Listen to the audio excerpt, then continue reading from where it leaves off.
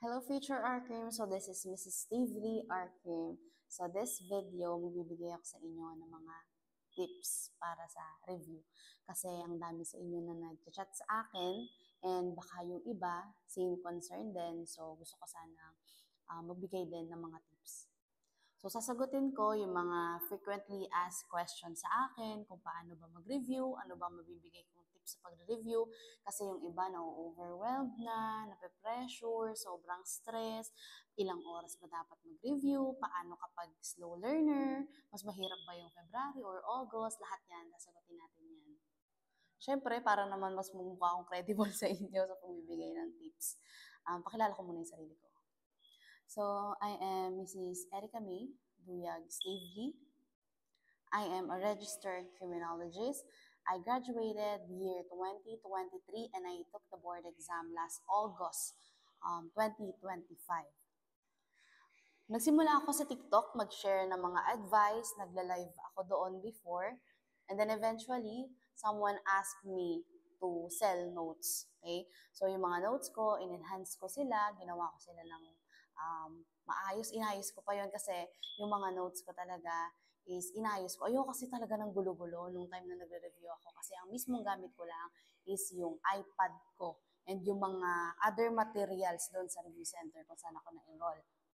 So, ayun, doon ako sa TikTok nagsimula and meron na rin akong YouTube channel, meron kaming Telegram GC, and then nandun, natutuwa ako kasi nagsusuportahan yung mga estudyante na nandun sa Telegram, and kung may mga questions din sila, sinasagot ko, and pag may mga nag-PM sa akin, minsan tinatawagan ko kasi gusto ko mas personal yung nabibigay kong advice, lalo na kapag wala kayong makausap, sobrang bigat na.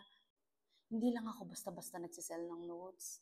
Okay, hindi lang ganun yun, hindi lang doon natatapos yun. I could also give you an advice, especially kapag wala ka nang makausap kasi mental health matters for me. Okay?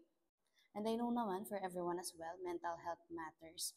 So, alagaan nyo yung sarili nyo kahit nagre-review kayo. So, ang dami kong kuda. So, let's start answering the question. So, paano nga ba mag-review for board exam? Paano nga ba ang tamang preparation for board exam? For me, there's no such thing as a perfect setup para sa pagre-review for board exam.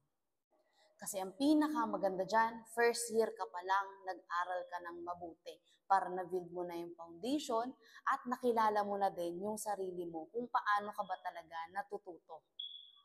Kasi kung katulad kita na hindi masyadong nag-aral nung undergrad, nung first year hanggang fourth year, hindi talaga ako masyadong nag-aral ng maayos. So, alam ko yon, alam ko sa sarili ko yon. Kaya sabi ko, babawi ako sa board exam. So, nag-lock in ako. Nakailang attempt pa na, kung mapapansin nyo, 2023 pa ako graduate kasi nakailang attempt na nga ako. Nagbayad na ako sa mga review center and hindi ko lang din inatenan. Hindi ko lang din tinapos yung review ko kasi nga, una dyan, tinatamad ako. Pangalawa, kailangan kong magtrabaho. So, I've been working in BPO industry since 2020.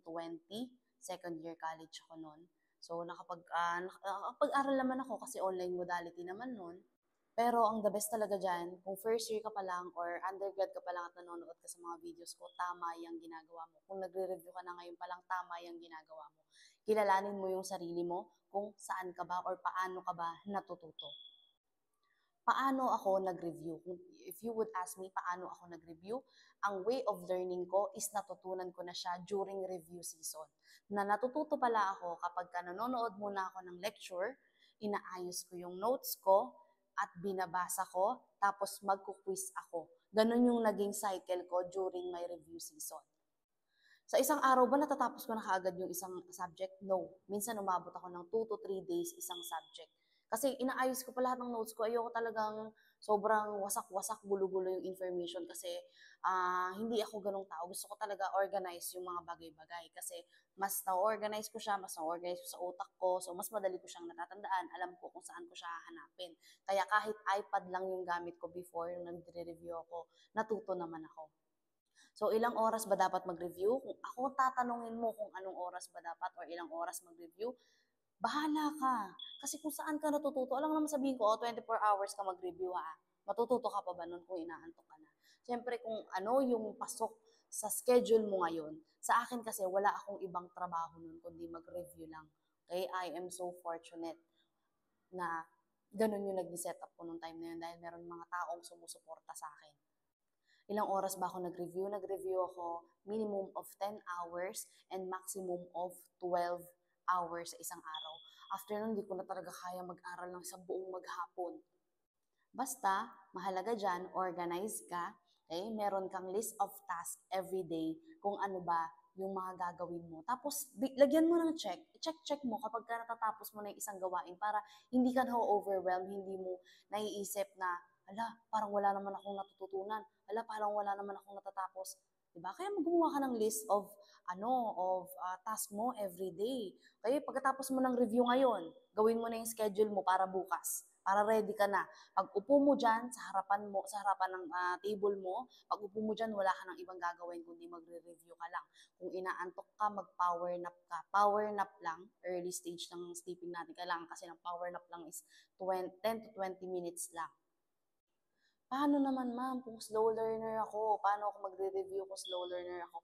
Pinaka-importante dyan, humanap ka ng review center or lecturer na pasok sa learning style mo. Kung mabagal kang matuto, doon ka makinig sa isang lecturer na mabagal magsalita or hinihimay-himay talaga yung mga detalye. Kasi alam mo nang slow learner ka, makikinig ka pa ba doon sa mabilis magsalita? Isa pa, since alam mo na yung learning, sabihin na natin na slow learner ka, alam mo na kung ano yung learning style mo, sabihin na natin, nanonood ka ba muna? Natututo ka ba pag nanood ka muna or magbabasa ka muna?